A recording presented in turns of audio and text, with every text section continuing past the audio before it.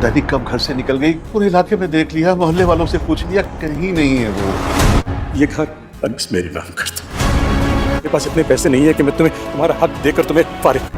मेरा सच तो दुनिया का झूठ। दुनिया बहुत बुरी है और इसमें रहने वाले लोग उससे भी ज्यादा बुरे। मुंह से चलता हुआ आ रहा होता है तो शक्ल देख के लगता है कोई यतीम आ रहा है, पास आ जाए तो मिस्कीन और फकीर भी लगने लगता है।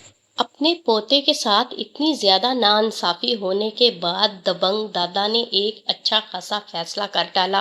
वो सबके दरमियान बैठकर ये बता चुका है कि आधा घर मैं नाम कर चुका हूँ अंश के। मुरसलीन और उसकी बीवी के पास कोई चारा नहीं रहता तो वो कदमों में बैठ जाते हैं अंश के, आकर के किसी तरीके मिन्नत तरलों से उससे इमोशनली ब्लैकमेल करके घर दोबारा से अपने नाम करवा सके सारे का सारा। लेकिन अंश क्या इमोशनली ब्लैकमेल हो जाएगा? क्या उनकी बातों में आ जाएगा?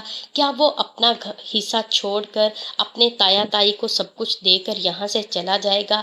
लेकिन उसकी पुप्पो बिल्कुल ऐसा नहीं चाहती, इसलिए वो बार बार समझाती है अंश को, ये घर तुम्हारा है क्योंकि तुम्हारे बाप का हिस्सा ही तुम्हें मिला है। क्या तुम्हारे ताए ने अपने हिस्से में से कुछ नहीं दिया तुम्हें? और वो तो उन लोगों में से है जो तुम्हारा हिस्सा हड़प करने के चक्रों में है। वो कभी भी नहीं चाहेगा कि तुम कभी भी उनके हिस्सेदार बनो। उसकी बीवी भी यही कुछ चाहती थी। कैसे सबके सामने बेइज्जत करती है दादा को और अंश को, और अमरीन को भी हाथ लगाने से बाज नहीं आती कि ये सारी की सारी इसकी चाल है। दादा तो इतने जोगा ही नहीं था कि वो जाकर कोर्ट में इतना बड़ा फैसला कर सके। ये सब कुछ अमरीन ने करवाया है। अमरीन बड़ी मुतमिन नज़र आ रही है सिर्फ इस वजह से कि मैंने बहुत अच्छा किया जो अब्बा जान को कोर्ट लेकर पहुंच गई। इधर शयान को भी जान के लाले पड़े हुए हैं। जब उसकी माँ रोती गिड़गिड़ाती है तो उसको गुस्सा आता है इस अंश पर कि किसी तरीके में जाकर उसका मुंह ही नोच लूं और ये सारे के सारे किसी तरीका से घर अपने नाम पर शिफ्ट करवा सके। लेकिन दादा जान ऐसा कुछ भी नहीं करने देगा अंश को। वो अपनी जान की कसम दे चुका है अंश को, अगर तुमने ऐसा कुछ किया तो तुम मेरा मरा हुआ मुंह देखोगे। और पुप्पो भी ब्लैकमेल कर चुकी है अंश को कि तुम ऐसा कुछ नहीं करोगे, तुम ये घर अपने नाम करवाओगे ताकि अंशा तुम्हारी जिंदगी में वापस आ सके। इधर अंशा दर बदर की ठोकरें खा रही है तो चचा खुर्शीद बहुत ज़्यादा परेशान है अंशा की वजह से। अंश ढूंढता हुआ आता है अंशा को खुर्शीद के घर पर, लेकिन वहाँ पर अंशा मौजूद नहीं होती तो चचा खुर्शीद रोने लगता है और सारी बात बताता है किस तरह मोहल्ले वालों ने उसके साथ ज्यादती की है। तभी भी वो कहता है कि मैं ढूंढ कर रहूँगा अंशा को। वो अंशा को फिर से ढूंढना शुरू कर देता है जो कि वो नहीं मिलती। एक ढाबे पर नाश्ता करती हुई अंशा नजर आती है अंश को तो उसका दिल चाहता है कि उसका हाथ पकड़े और सीधा कोर्ट मैरिज करके घर ले आए। लेकिन वो कैसे ये सब कुछ कर सकता था जबकि उसके घर पर इतना बड़ा महाज जो खुल चुका है। चाचा खुर्शीद बहुत परेशान है अंशा की वजह से, रोता है और कहता है काश मैंने ये सारी बातें अंशा को ना बताई होती। मैं तो उसे अपनी बेटी समझता था और मोहल्ले वालों ने मेरा क्या रिश्ता बना दिया उसके साथ। अंशा भी ये सारी बातें सोचती है तो रोती है और कहती है इस दुनिया में कोई किसी का सगा नहीं, हर कोई अपने ही सगे होते हैं और इतने इतने गलत ख्यालात किसी के बारे में कायम कर लेते हैं, मैं ये ऐसा सोच भी नहीं सकती। और वो रो रो कर अल्लाह ताला से दुआएं करती है कि आपने मेरा बाप इतनी जल्दी क्यों ले लिया मुझसे। काश आज मेरा बाप जिंदा होता तो मैं आराम से अपने घर पर बैठी होती।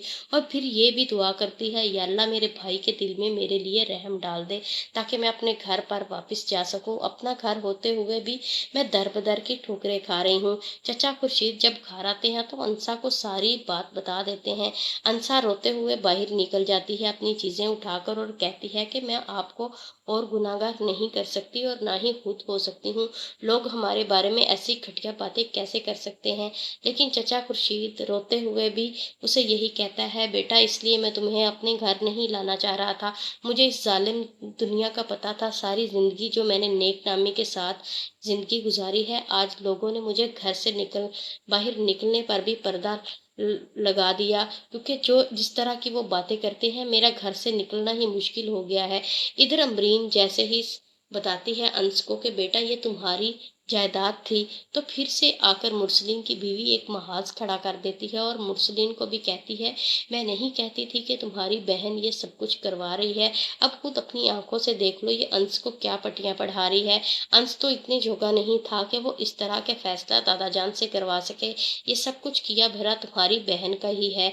तो दूसरी तरफ उसकी बेटी शहरीन भी यही कहती है, पुप्पो आप अपने मकसद में कामयाब हो चुकी हैं। तभी अमरीन खुश दिली के साथ सारी बातें सुनती है और उसका भतीजा शयान भी बातें सुनाने से बाज नहीं आता। अंश का दिल तो करता है दोनों बहन भाइयों का मुंह तोड़ दे, जिस तरह वो बकवास कर रहे हैं अपने मुंह से पुप्पो के बारे में और दादा जान के बारे में जिस तरह बदतमीजी से बात कर रहे हैं, लेकिन वो ऐसा कुछ नहीं कर सकता था। उसके हाथ बंधे हुए थे जो कि अमरीन और उसके दादा ने बांधे हुए थे। ये जितनी मर्जी बदतमीजी का लेवल क्रॉस कर ले, अंश तुम्हारी तरबियत ऐसी नहीं है कि तुम इस तरह का कुछ कर सको। दूसरी तरफ मुरसलीन की बीवी रो रो कर उसे कहती है, जैसे भी करो उसको पैसे दो और ये घर में से मुझे बहुत लगाव है, मुझे इस घर के कोने कोने से मोहब्बत है, इसलिए मैं घर ऐसे नहीं जाने दे सकती। तुम्हें चाहिए कि पैसे उसके मुंह पर मारो और घर अपने नाम लगवा लो। लेकिन मुरसलीन कहता है, मैं इतने पैसे कहाँ से लेकर आऊँ, क्या तुम्हें नहीं पता इस घर की कितनी ज़्यादा कीमत है।